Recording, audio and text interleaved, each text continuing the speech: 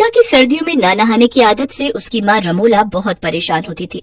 इसी कारण सर्दियाँ शुरू होते ही रमोला कृतिका को चेतावनी देते हुए कहती है, कृतिका, अगर इस बार भी तूने सर्दियों में न नहाने का आलस दिखाया ना, तो मैं तुझे घर से बाहर कर दूंगी।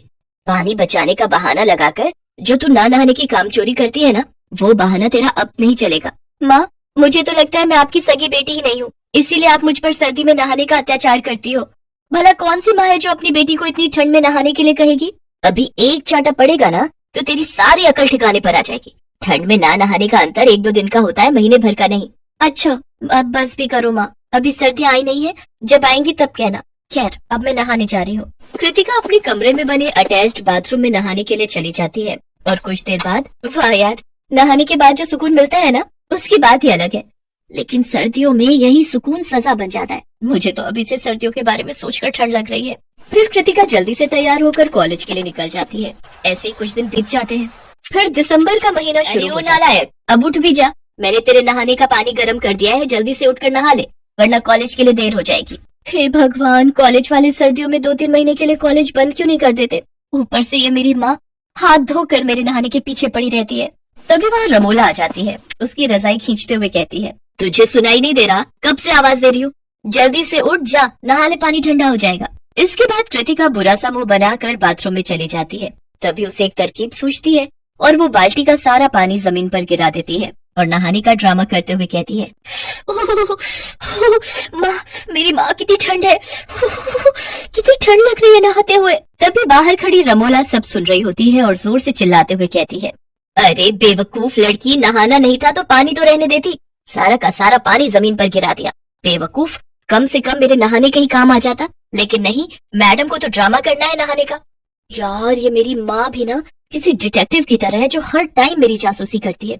चलो, अब जब उनको पता चली गया है कि मैं नहीं नहाई हूँ, तो कृतिका बेटा 2 छींटे मार ले मुंह पर पानी के और चल बाहर। कृतिका बिना नहाए ही तैयार होकर ढेर सारा परफ्यूम छिड़क लेती है।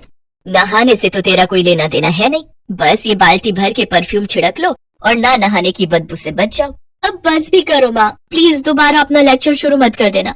वैसे भी कॉलेज जाकर मुझे अपने प्रोफेसर का लेक्चर अटेंड करना है। वो इतना कह ही रही थी कि तभी घर के बाहर हॉर्न की आवाज सुनाई देती है। तभी कृतिका अपनी माँ से कहती है, अच्छा माँ, मैं चलती हूँ, धवल आ गया मुझे पिक करने। कृतिका बाहर आकर कार में बैठती ही है कि तभी रमोला झट से बाहर आती है और कहती है, अरे कृतिका बेटा, तू अपनी लाइफलाइन, मेरा मतलब है परफ्यूम की बोतल घर पर ही भूल गई। इसे रख ले, नहीं तो कुछ देर बाद तुझसे बदबू आने लग जाएगी और सबको पता चल जाएगा कि तू नहाई नहीं है। क्या माँ, आप भी सुबह सुबह बहुत मजाक करती हो। धवल, मेरी माँ बहुत बड़ी कॉमेडियन है। वो क्या है ना, वो कपिल शर्मा की बहुत बड़ी फैन है। ओह, अच्छा। इसके बाद दोनों कॉलेज के लिए चले जाते हैं। कॉलेज में लेक्चर अटेंड करने के बाद शाम को धवल और कृतिका अपने दोस्तों के साथ कैंटीन में बैठे हुए होते हैं। तभी धवल कहता है, यार सर्दियों में कहीं घूमने चलते हैं, आउट ऑफ स्टेशन। मसूरी कैसा रहेगा? हाँ, मुझे लगता है मसूरी सही रहेगा, ठंड में तो वहाँ स्नोफॉल भी होगा। क्यों कृतिका, चल रही है ना?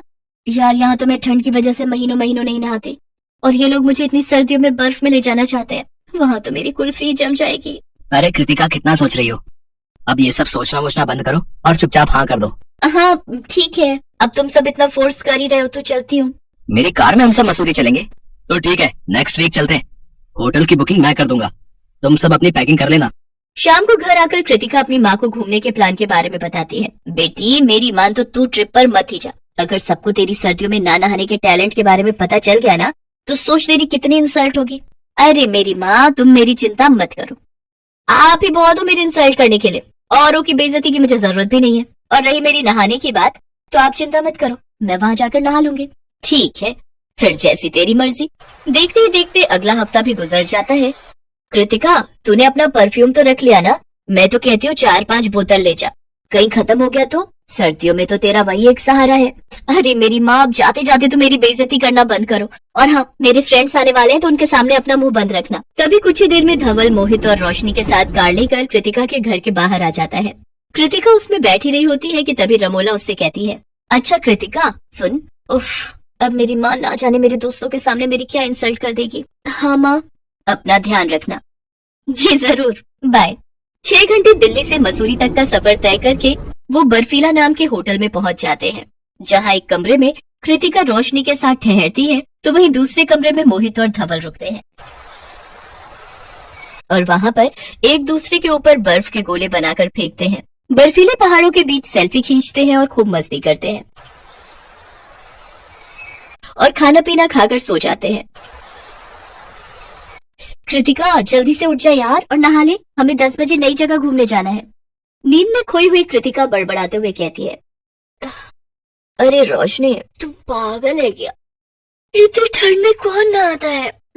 अभी 10 दिन पहले ही तो मैं नहाई थी। क्या तू सच में 10 दिन पहले नहाई थी और तब से नहीं नहाई क्या? तभी कृतिका एकदम से नींद से जागती है और कहती है, अरे पागल है क्या? किसने बोल दिया तुझे? ठंड हो या गर्मी, मैं तो डेली नहाती हूँ। अच्छी बात है, सच कहूँ तो सर्दियों में तो मैं एक दिन छोड़कर नहाती हूँ। थैंक गॉड मैं बच गई, आज तो मैं अपने मुंह से ही अपनी पोल खोल देती। फिर बिस्तर से निकलकर कृतिका नहाने के लिए चली जाती है और हमेशा की तरह आदत से मजबूर मुंह पर पानी के छींटे डाल देती है और धीरे धीरे पानी जमीन पर गिराती रहती है ताकि रोशनी को उस पर शक न हो। इसके बाद टॉवल सर पर लपेट कर बाहर आ जाती है। तभी कृतिका की माँ का फोन आता है तो रोशनी फोन पिक कर लेती है। नमस्ते आंटी, मैं रोशनी बात कर रही हूँ। नमस्ते बेटा, कैसे हो तुम सब? हम सब ठीक है आंटी, आप कैसी हैं? मैं भी ठीक हूँ। अच्छा, वो महारानी कृतिका सोकर उठी है, अभी भी कंबल के अंदर घुसी हुई है? अरे नहीं आंटी, कृतिका तो कब की उठ गई और अब तो वो नहाकर भी आ गई। हाँ, नहा कर आ गई? ऐसा तो हो ही नहीं सकता।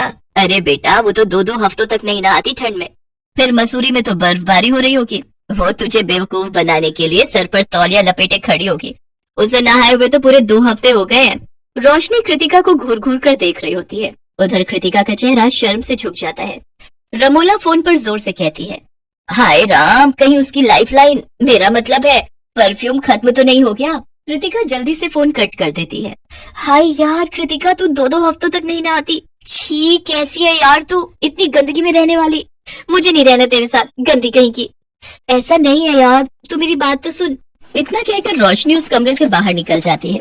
बेचारी कृतिका, उसको लगा था माँ मसूरी में नहीं है तो मेरी बेइज्जती भी नहीं होगी, लेकिन ऐसा भला कैसे हो सकता था? इस ट्रिप पर भले ही कृतिका की इंसल्ट हो गई और उसका टॉप सीक्रेट सबके सामने आ गया, पर उस दिन के बाद से कृतिका चाहे गर्मियां हो या सर्दियां हर रोज नहाने लगती है।